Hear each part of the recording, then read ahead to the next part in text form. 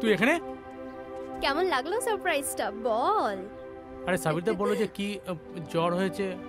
সাব্বিরদা তো আমার জন্য তোকে ঢপ দিল, কারণ আমি তোকে সারপ্রাইজ দেব। কি রে, কি ভাবিস এত? আরে তুই কলকাতা হঠাৎ এলি কেন? আমি শুধু তোর জন্য কলকাতা এলাম। বাবার সাথে তোর দেখা করাবো। বাবা রাজিই হবে। কি বলছিস? ইয়েস, বাবাকে বলেছি আমি তোকেই চাই, সেই কলেজ লাইফ থেকে তোকে ভালোবাসি।